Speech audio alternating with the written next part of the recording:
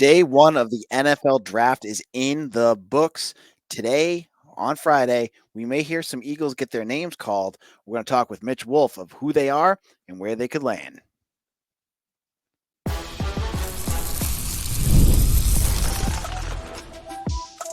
You are Locked On Boston College, your daily podcast on the Boston College Eagles. Part of the Locked On Podcast Network, your team every day. Hello, everyone, and welcome. This is Locked On Boston College. I am your host, AJ Black. Today's episode is brought to you by Monopoly Go. I admit it, I have a competitive side, and I am a big fan of Monopoly Go, the mobile hit twist on classic Monopoly. So join your friends and download Monopoly Go now, free on the App Store or Google Play. On today's show, we're going to talk about the NFL draft. There's two Eagles that you're going to want to know about, and we have our expert, Mitch Wolfe of Eagle Insider, talk about it. In our last segment, we've got some other goodies that we're going to get into as well. Mitch, how's it going? It's going well. This is one of my favorite days of the year. Got my draft shirt on. I'm very excited for this whole weekend. Obviously, this is coming out on Friday, so the first round is over. But yeah, I mean, this is just one of the best weekends in all sports. So let's talk about it. The first player we're going to look at is a favorite of our podcast, and that's Christian Mahogany. He's been on multiple times. He was on the show a couple of years ago. He was on a Twitter space with me and Mitch about 3 months ago. He's in the comment sections all the time. Christian Mahogany, a guard, looks like a third or fourth round, right? Is that where you're thinking? Yeah, his progression has been interesting because I think a lot of people like him. And when I for the website, in a little draft thread I made, I went around to a bunch of different websites and kind of found where a bunch of different experts were ranking him. And some had them, some didn't have him in their positional rankings, or they didn't have a full board, so it was hard to find. But it was interesting that a lot of the bigger sites and when that happens, then I kind of question who's actually doing the evaluating. Or is it just somebody putting their name on it? Like ESPN, NFL Network to some extent. A lot of those had Mahogany lower, whereas a lot of the boards made by individual people in the draft space that I trust, Dane Brugler, The Athletic, Trevor Sycamore, PFF, they were a bit higher on Mahogany, and Sycamore actually ended up being a little lower in the end, but like Nate Tice, The Athletic as well, and Yahoo, he had him pretty high. And from what I've seen and heard about where he's going, I think there seems to be a little more concern about his injury from a few years ago than one would think, which I think is a little strange. I haven't heard any actual reporting about it being concern, but that seems to be why. I think also there's some concern about him being a little scheme limited to teams that are don't run as much outside zone or wide zone, which that's all the rage in the NFL. You can think about the 49ers, the Dolphins, the Rams they've kind of moved away from it, but a lot of teams that's how they structure most of their run game, and that's not where Mahogany's best at. I think there's also a little bit of concern about him as a pass protector in terms of his ability to move and mirror pass rushers. In terms of strength, when I was watching Mahogany, I don't think I ever saw him got beat with power. He never loses to a bull rush. So I think that's kind of why he's falling. And with guards, that's when they get scheme specific. So some teams will probably just not have him on their board. Like, he doesn't really fit our scheme, so he's off our board. Whereas other teams will have him a lot higher because they will have the zone guards off their board. So looking at kind of what I'm seeing is he is kind of right around the 100 range on kind of general boards, which is hard for people to do because obviously every team has different preferences. But with that in mind, I still think he'll go in the end of the third round, probably towards the end. There's a few teams there that I think make sense for him. But I still think he's going in, and he's probably going to be a starter on day one for whatever teams drafts him. Now, do you have any fits of teams that you think if you were a betting man, would be a team that you would love to see him play for? So one that I'll get off the board is the Packers, and I'm going to say I don't think that's a fit, even though that's where Jeff Hafley is. And obviously, I don't think Jeff Hafley has a big input on what goes on the offense side of the ball for the Packers. But based on what the Packers do on offense, at least what they've done for the last few years, like I said, Mahogany's not really a great fit for that. And even though the Packers picked twice in the last 15 picks of the third round, I don't think that's realistic. Excuse me. In terms of the high range, at the end of the second round, there's a few teams that I think would like him, namely the Lions, the Ravens, and the Chiefs. The Chiefs are really thin on the offensive line, and I'm pretty sure Mahogany visited with them. So that's one. I don't know if he would start for the Lions, but they are getting a little older on the interior. They are also thin, so I think he could fit there. Maybe not necessarily be a starter, but by the end of the year, become one. Ravens need guard help, and he's a perfect fit for that scheme. And then into the third round, Cardinals could be a fit. They are kind of diverse in their run scheme, but they have 3 picks in the third round, so that's kind of just a mathematical, bet on that where there's team with 3 picks. Maybe they'll pick him. One that I think is a sleeper is the Houston Texans at 86. They have Shaq Mason at right guard now, and Shaq Mason has been a very good guard for a long time now, but he is getting a little older. I think Mahogany is a bit similar to him in terms of play style. He's obviously a little bit bigger, but that could be interesting at 86. Ravens picked late there again. The Chiefs picked late in that round. So yeah, I think at the end of the day, I think he'll probably go somewhere in the 80s or 90s at the end of the third round. All right. In a moment, Mitch and I are going to talk about prospect number 2, Elijah Jones. You're going to hear our thoughts on that in just a moment. Your ride or die with passion, drive, and patience is what's important. The formula for winning championships is also what keeps your ride or die alive. eBay Motors has everything you need to maintain your vehicle and level it up to peak performance. With superchargers, roof racks, exhaust kits, LED headlights, and more, whether you're into speed, power, or style, eBay Motors has you covered. With over 122 million parts for your number one ride or die, you'll always find exactly what you're looking for. With eBay Guaranteed Fit, your part is guaranteed to fit your ride every time or your money back. Because with eBay Motors, you're burning rubber, not cash. With all the parts you need at the prices you want, it's easy to make your car the MVP and bring home huge wins. Keep your ride or die alive at ebaymotors.com. Eligible items only. Exclusions apply. eBay Guaranteed Fit available to U.S. customers. This is Locked On Boston College. I'm your host, AJ Black, joined by Eagle Insider writer Mitchell Wolfe, who knows the draft better than anyone else that you're going to find here on Locked On. Mitch, we're going to talk about Elijah Jones next. And I had the wrong number 1 on there. That was Thomas Castellanos. Now, this is a guy that disappeared for a couple games. We don't know what it is, but apparently whatever it was, couldn't have been too bad because BC is still pumping out all sorts of info on him. Elijah Jones was one of the better defensive backs we saw under Jeff Hafley's regime here. Had 5 interceptions this last season, multiple games, I believe, with multiple interceptions, and really started to rocket up boards near the end of his the preparation for the NFL draft. What are your thoughts on Jones, and kind of give us the overview on him? Yeah, it's interesting how I think Mahogany and Jones are kind of going in opposite ways. I think Mahogany's falling back down a little bit, whereas Jones is rising, which is interesting because they're both older players. They both have missed some time. So, and again, I don't think Jones's thing is that serious now that we moved on from that, and so I think that teams are kind of getting over it. And I think that the fact that he is going to be an older prospect, that he's going to be at least 24, I think that's kind of baked into his rise. But I think still teams just really like his game. His development of ball skills over the last 3 years has been incredible. In 2022, he didn't get many interceptions. I think he had 2. He had tons of passes broken up this year, converts those interceptions, which was huge for BC. Long, very athletic press corner. You want him in a more man-heavy scheme where you're putting him on the line of scrimmage and he can beat up receivers at the line. In terms of rankings, I think people are kind of having him in terms of the corner rankings, somewhere between 12 and 20 of all the corners. It's a very deep corner class, so that's part of it. And in terms of overall prospects, I know NFL.com has him ranked 78th overall, which is very high. I feel like some other boards, it gets more into the high 100s-ish, and maybe the 110s. So I think that there's still a good possibility he goes at the end of the third round as well, like near Mahogany. I think the one concern with him, or the few concerns, is that he is a little skinny. He's not the best in run defense. He'll do it, but I don't think he loves it, and that's fair for most corners. And when I watch him, I don't love him in off coverage alignments, which is when the defender is, between 7 to 10 yards off the line of scrimmage, and he has to either essentially where he has to flip his hips multiple times or stop and start multiple times. Those transitions are a bit clunky. If he just has to do it once, he's fine. But if it's stop, start, that's a bit of an issue. And that's more of a problem in zone schemes. And man, it's actually a little bit easier, especially if you're in press.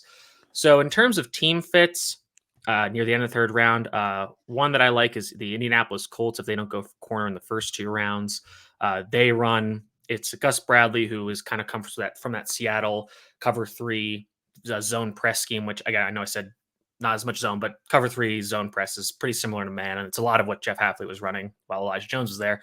So 82, the Colts is one that fits. I think the Steelers at 84 could be interested. They have kind of liked this body type in of their corners as of late. Looking down the list here, Dallas could be interested. I know Dan Quinn left, and he was also from the Seattle tree. Mike Zimmer's a pretty aggressive coach, so he could also fall into that bucket. Obviously, Packers picked twice at 88 and 91. I could see Jeff Hafley wanting to reunite there. The Buccaneers pick 89th and 92nd. I could see that working. They need some corner help, and they like this body type. I also think the Buccaneers should be a fit for Mahogany. I forgot to mention them. Then down at the end of the third, Chiefs need cornerback help. Jaguars need cornerback help. Steelers pick again. And then Washington at 100. And I think they're going to pick corner a little earlier, but that's where Dan Quinn is now. Again, Seattle scheme. I think Jones could fit well there. So at 100 at the end of the third round is definitely a possibility. Gonna just look at the other fits I have in case I missed any. And of course, it's all the way down. Denver Broncos could be interesting. I'm not exactly sure where. They've kind of got some weird picks in places. And the New York Jets, if he falls in the fourth, I think the Jets have 2 or 3 picks in the fourth. So I think that could also be a good fit in Robert Saleh's defense. Obviously, Robert Saleh and Jeff Hafley have worked together, so that could be a logical landing place. And also, Jones is from the Bronx, I believe, or he's from Harlem, and he went to high school in the Bronx. So that would be kind of a return home, if you will, for him. All right, Mitch. Any last thoughts before we head out? Oh, not much. I mean, by the time this come out, everything will have already happened. But I think the one thing I'm going to plant my flag on is that I am very confident that the Broncos are going to trade down with the Eagles, and the Eagles are going to trade up to get Quinyon Mitchell, the cornerback from Toledo. So hopefully, I'm really right, and I look like a genius when this comes out. But if not, everybody's wrong about this. There's 250 selections and a lot of different minds working, so it's hard to predict, but it's still so much fun. All right, and where can people find your work, Mitch? You can find me at Mitchell C. Wolfe, WOLFE on Twitter, and obviously check out my work on Eagle Insider. Now that the draft is over, we'll be focusing back on who is still on BC's roster, looking at some stuff from the spring, looking forward to BC's opponents that'll be coming up this year. We'll start those opponent previews probably later in the summer, but obviously lots of content coming out. And BC's a pretty buzzing school at this point in terms of athletics, so that's pretty exciting. All right, thank you, Mitch, and we'll be back in just a moment. We've all been there before, either as a player or a fan. It's halftime and the scoreboard is not looking good. You're feeling low, not sure you're helping or hurting. You don't know how you're going to pull out that win. That's when you dig deep, lift your head up, and you pull off the best bank heist that you've ever pulled off before. That's right. The Smash Mobile hit Monopoly Go lets you compete with your friends to get the most riches in the biggest empire. It's the Monopoly you love, but on your computer, phone, or tablet. So play on countless dynamic Monopoly boards, make your friends bankrupt by smashing their landmarks, and charge other players rent for your iconic properties. You can even work with your friends to crack open community chests and in tournaments to get extra rewards and climb their leaderboard. So get back out there, put on your game face, and download Monopoly Go now, free on the App Store or on Google Play.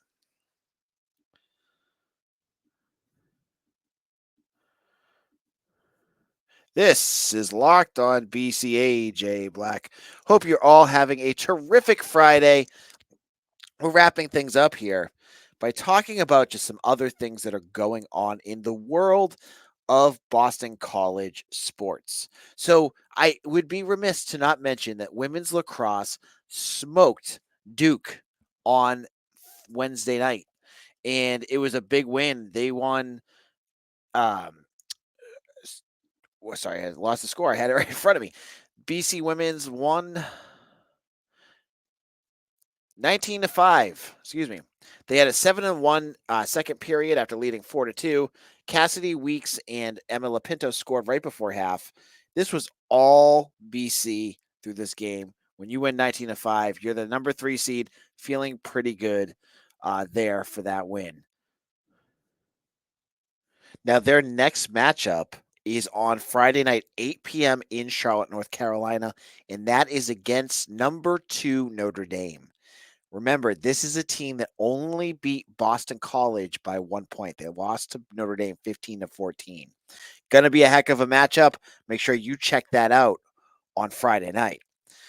In addition, big news as well for BC hockey, as Captain Eamon Powell is returning for the next season. He was part of their penalty kill. He was part of he's obviously a defenseman and had 38 points this season. Was one of their top offensive top scoring defensemen. This is big. You talk a lot about the freshman line, the Will Smith, Ryan Leonard. Will Smith, we still don't know what he's doing, but Ryan Leonard as well, and Gabe Perreault. Eamon Powell's a big get back too, because you're getting some nice freshmen and good young players, but you need some defense as well. So you got another solid defenseman coming back for the Eagles next year. Now, the last piece I wanted to talk about was something I think a lot of folks have been asking about, which is the transfer portal for football. We talked a lot about basketball transfer portal. It's been quiet for football. We've seen Connor Litton and Joseph Griffin being the only two guys that have entered the transfer portal. But BC should have, give or take, like 4 or 5 transfer portal spots if they want to use them for this spring. Now, the portal, I believe, is open until May 1st. So there could be some change. There could be a guy that changes his mind, and he heads out. But there's been 3 names that I've heard BC link to in terms of the transfer portal. The first one is Antonio Cotman Jr., who is a defensive back that was originally committed to BC before he decommitted and headed off to Virginia Tech. He played for Virginia Tech this year. I think he only played a couple snaps, but he is back in the portal. Just like some of the other defensive backs I've mentioned, he has no connection left to this team because Hafley's gone and the defensive team is gone. But he reported to, I forget who it was, maybe 247, that he's been in contact with BC. So he might be a name that you might want to watch for. Then it's a pair of Michigan State transfers that have both been linked by Colin Kennedy of 247. He is the Oklahoma writer. These are both on Twitter. And the first one is a defensive end named Bai Joby, who was one of their top-ranked recruits in the 2023 recruiting class. I believe he was number 55 nationally, the number 7 edge in the country. Comes in at 6'4", 252 from Oklahoma. He's, according to Kennedy, has been connected to Boston College. He's been contacted. Now, you look at a name like that, a kid that ended up at Michigan State from Oklahoma, and you go, how the heck could BC get in there? Well, if you have been paying attention to Eagle Insider, and I hope you guys have been, BC's been very active in Oklahoma. They were after a quarterback out there. They've been after a bunch of different recruits that they've had on campus. It's a state that they've been going after, and the big person that the big change there is Ray Brown. I brought him up before. He's got good connections in Oklahoma, so I would not count out BC as a potential spot here. Now, there's a bunch of other schools that are looking at him too. So it's very well that BC could have just connected with him, and that's all it is. But it's just a name to watch. And I've said all along, defensive end might be a position that they might be looking at. The other player that could be that BC has been linked to, and Colin Kennedy of 247 again links them to this recruit, this player is Jalen Berger. Jalen Berger is from Newark, New Jersey. He played, he is from Don Bosco Prep in New Jersey, a school that, was a big big connection for Boston College. This is going to be his 3rd transfer. He transferred from Wisconsin to Michigan State, and now he's looking for another program. We've seen Bill O'Brien trying to get Northeast kids. This was a 4-star recruit, a running back, and he fits a lot of what you might want, like a good size, 6 feet, 200 pounds. The big thing I would say is before spring camp, I would say that BC didn't need any running backs. You brought in Jordan McDonald. You brought in Trayshawn Ward. But we saw Kai Robichaux get banged up. We don't know what his status is. He doesn't look, when you watched him out there, he wasn't playing, but he doesn't look hurt. So he might be all set. But the other one that is more worrisome is Alex Brum. Now, I thought Dontrell Jones, who is a redshirt freshman, played pretty well in his stead. But maybe Bill O'Brien wants more depth there. I'm not sure. I'm not sure what he's looking for. Um, but Berger has been connected to BC, so he could be someone that they're looking at. Now, I will continue to let you know on Eagle Insider and here any names that I hear of, any names that have been connected to BC. The staff is always quiet about this. Transfers is one thing that they love to keep under lock and key. But when I get that information and I can tell it to you, I will. So keep your ears open on all of that. One position I know folks have been asking about that I have not heard any connection to BC is offensive line. They must feel, you know, they must feel pretty good there. You've developed a bunch of guys, and maybe they're just ready. Maybe this is the year that they're ready. That you get guys like Otto Hess and Jack Funk and a few other names that are just ready to go. That have cooked enough, that have developed and got that college body going, where they're ready to go. So on Monday, we're going to have Mitch back on again.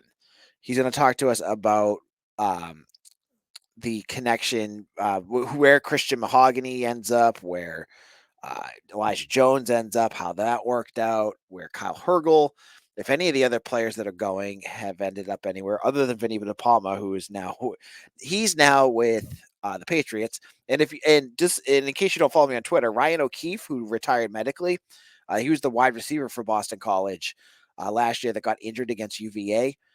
Really scary injury. He's going to be a recruiting coordinator or assistant recruiting coordinator and offensive analyst for Texas State. So that's a cool post-playing career for him. So good luck to him. But we'll have all that on Monday. Thank you all so much. Follow me on Twitter at AJBlack247. Come over to Eagle Insider. And I hope to see you all again on Monday for another episode of Locked On Boston College, your team every day.